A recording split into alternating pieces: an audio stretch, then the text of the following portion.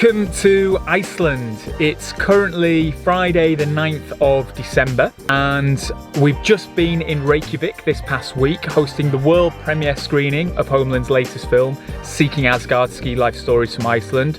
Thank you so much to everybody that came out and supported the event. We were thrilled to see a full house at the Bio Paradise in Reykjavik and really delighted to share the film for the first time on the big screen with the people of Iceland. Today, we're actually heading in our Camp Easy Iceland camper van to Kerlingarfjöll in the Highlands of Iceland, which was a place that we were supposed to go to back in April when we originally shot the film, but we couldn't access because the road was closed. So with all being well, the road is now clear and the weather's looking good. We should have hopefully blue skies, some good snow, and maybe, just maybe, some northern lights. So I'm about to pick up Guðmundur Jakobsson, who appeared in the film, and he's going to take us to this very special place in the Icelandic Highlands that has meant so much to him growing up. So this was the trip we were supposed to do back in April. Exactly. This is the April trip. So this is the real one. This is the real one. Now we are going into, actually, I know it's not that much snow on the way up there, but we will have some problems. But and we have to use the day because the daylight is not just 3.5 4 hours maximum. So we have to use the day very well and enjoy -20 and no wind tomorrow.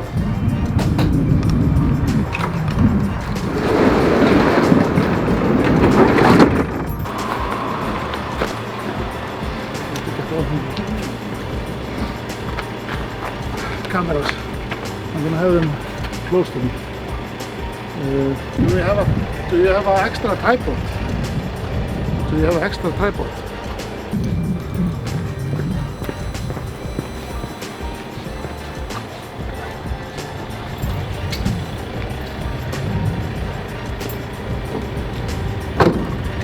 Off we go.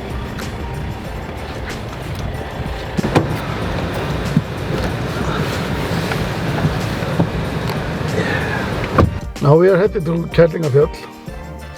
We should have done that in April, but it was too much water and wet snow. So now we're going to go up there. It's going to be cold and we have plenty of snow. And that is the real Asgard for me, to get up there. This is a big part of my life, and getting up above Guðfoss, then it changed the rhythm in my body, because you are coming up to the highlands and there is nobody there, it's just you and with the nature.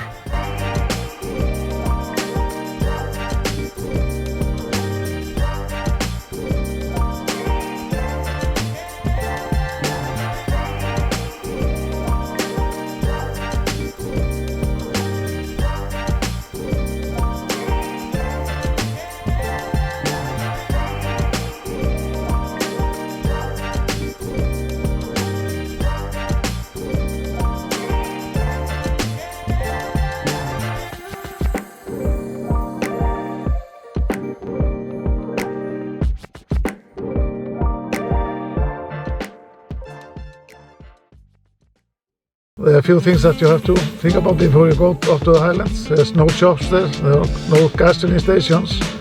So you have to go and have the things that you want to have with you. And I have a small routine. I usually stop here. Best bakery in town.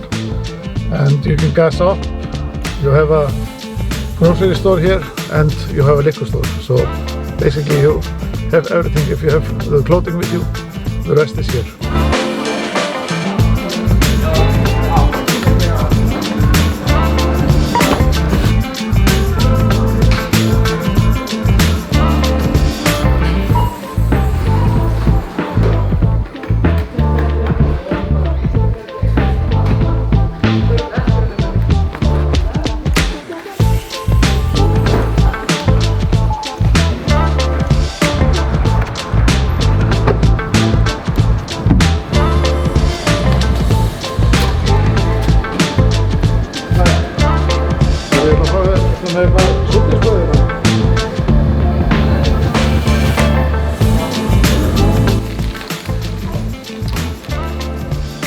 good friends, Einar, Siggi Nick.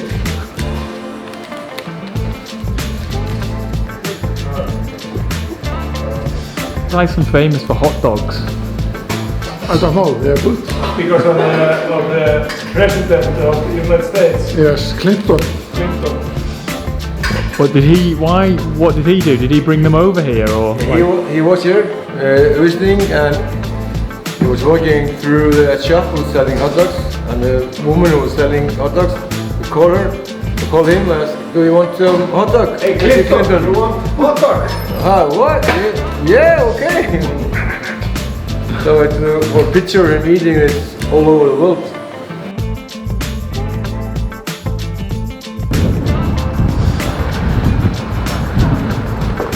Now we are ready for the Highlands.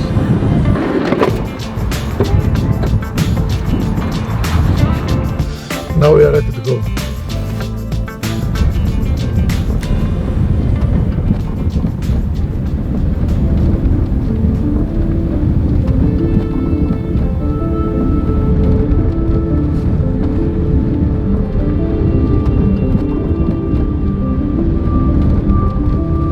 These pile of stones, they have been building up since 1961, and most of people who want to have good weather and not bad luck when they're going skiing, they put a stone in there, and that is a traditional thing that I have been doing since I came here the first time when I was 5 or 6 years old or something.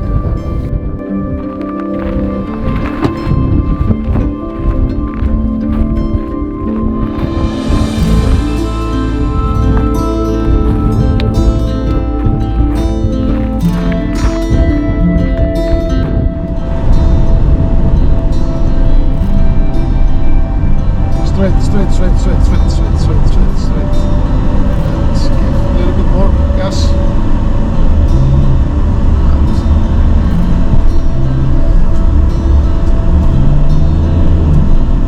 Full speed.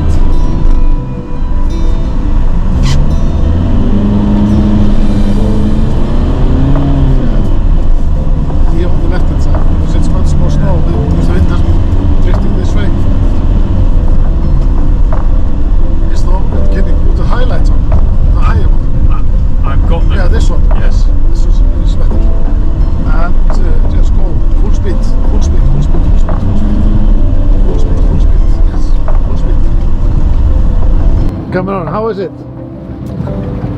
Driving in Iceland is crazy. This road is insane. I'm gonna move. Full part. Full part.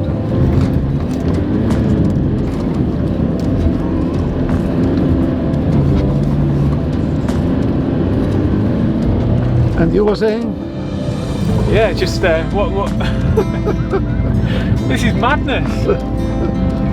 Just yeah, experiencing all conditions on this road up into Kerlingarfjöll. How's my pronunciation coming along? It's getting better. It's getting better. How's my driving coming along? It's getting better. It's getting better. Everything's getting better. I'm gonna turn the camera now so we can see a little bit the car and the moon. And yeah, alone in middle of Iceland in December. This is usually closed road. I think you're trying to kill me, Guðmundur. This is fun. Yep. You are doing well. Just relax now. Now it's yeah. So it's just like this. You see the moon over there. And somewhere up there, the line of the lights, we are getting to Asgard.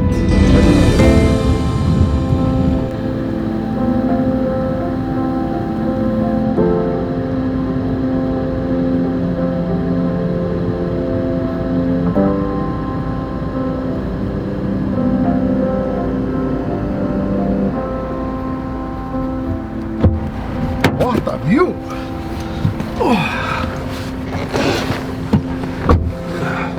Welcome to the Highlands. Now we are nearly up there. We are at the crossroad of the Kerlingarfjöll, and then it's time to have one Christmas beer because it's close to Christmas. Oh, this is nice. Cheers.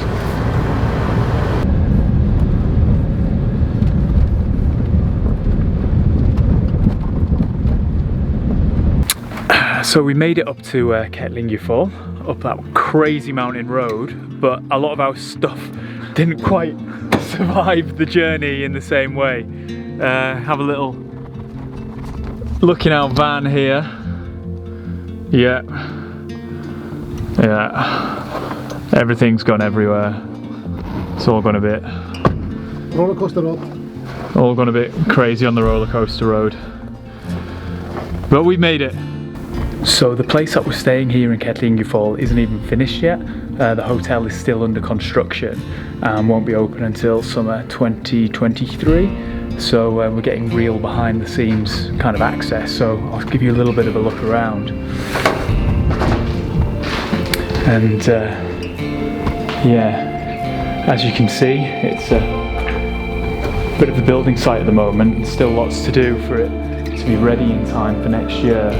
TV up there, just got the World Cup on, and yeah, let me take you down and I'll show you into the room where we're going to be staying. So even though this is all a little bit unfinished at the moment, welcome to our humble abode. This is all pretty nice, really warm, nice and cozy. And yeah, the perfect place to lay our heads for the night before we have a day country skiing in the Highlands of Iceland. Well, we are at where the main house are and all the hotels, and we are that's in about 600 meters, and we are going up until around 1100 meters, and that's about 8 kilometers. And snow has accumulated not so much, but then we are going to see if we can, the elevation is around 500 meters that we are going to walk, but we will see if the stars and the moon will help us. So we are quite lucky that a big car went up here and make the tracks quite easy for us. So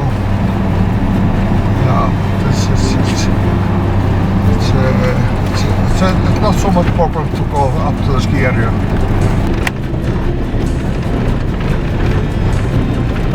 It's so beautiful.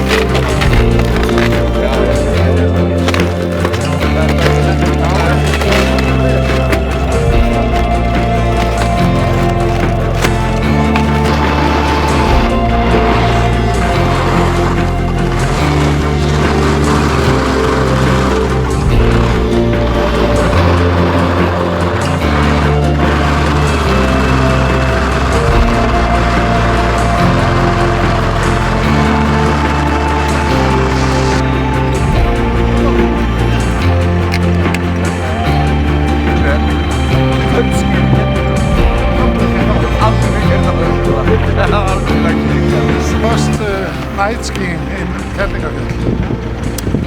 It's never been done before. I think it's been done before. Not that many. Not that many. Maybe one or two persons.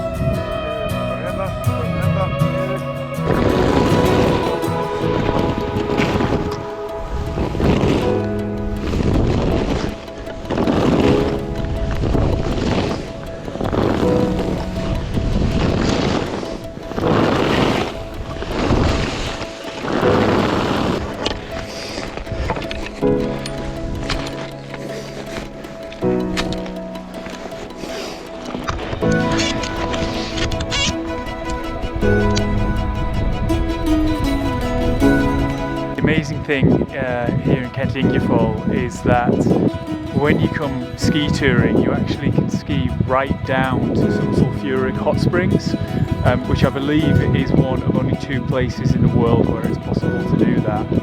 And there's absolutely nobody here. It's dead calm, just so quiet. And this small group that I'm with today, we're the only people for miles right in the middle of Iceland. It's just nothing. Just calm, still, peaceful. It's a skier's paradise, it really is.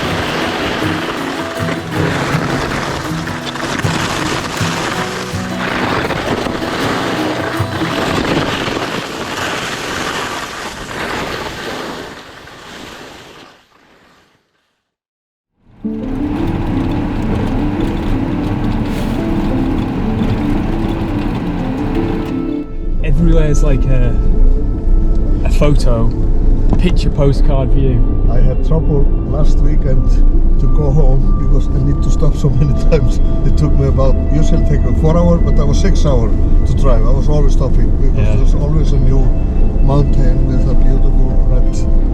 And we all have the same when we're driving home tonight. It's like this lunar landscape, and like the moon could almost be like another planet. Yeah, exactly. Now we are having the color again, the purple color. And then the sulphur coming from everywhere as well. It's like all the steam and everything were coming up.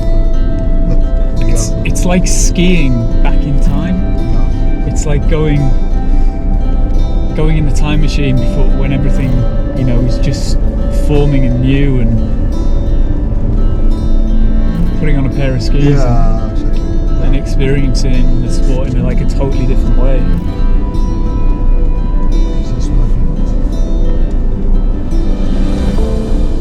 This landscape, I come here every summer, and it's completely, it's a two kind of landscape. This landscape and in summer, and my feeling is it's born again in the winter. Yeah. You know, everything is, you know, smooth out, everything is new, everything is untouched, and you are like pioneers. You are first and you mark your feet in the snow, and it's, you know, for me it's just, yeah, it's fantastic. I can understand why, and part of the beauty as well is just the remoteness. There's obviously been so many, like a tourism boom in Iceland. And they don't come here. I know, but that's really nice, right? Because it's important to have these places that are away from the tourism trail, and because when everything gets busy and it's like tapped out and it's like mature and saturated, then it takes away a little bit from the beauty. Yeah, exactly.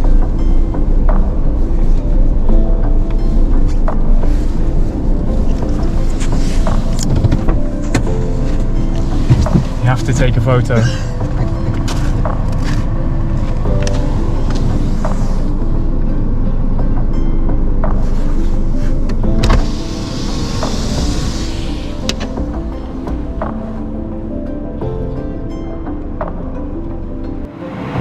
It's like my second home.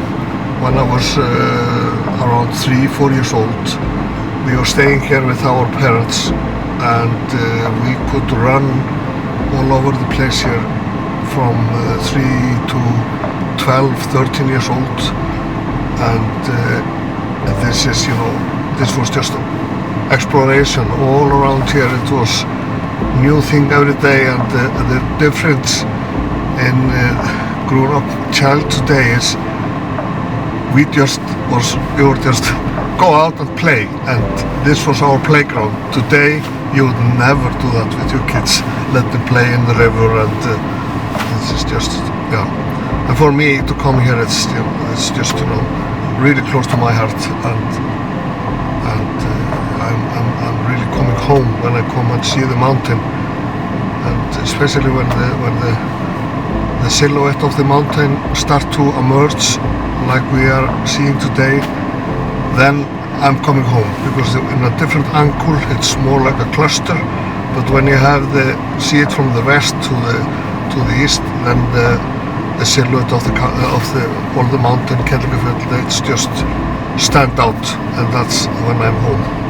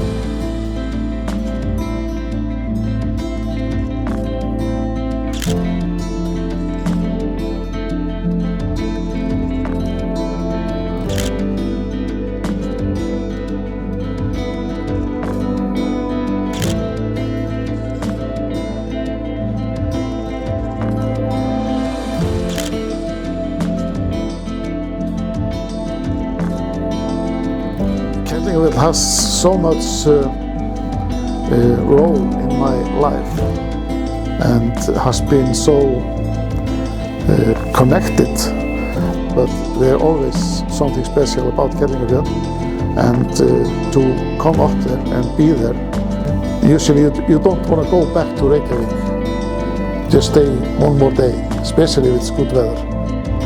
For the future of Kerlingarfjöll, I hope that the younger people of Iceland can go up there, enjoy the environment, and find something that are different from those daily life. Even though everybody can take their phones with them, or computers or whatever, I hope people, when they come up there, and they turn off the phones and just enjoy the environment and feel the energy, and listen to the silence up there, or the wind, or the rivers, or the mountains. They are talking to us.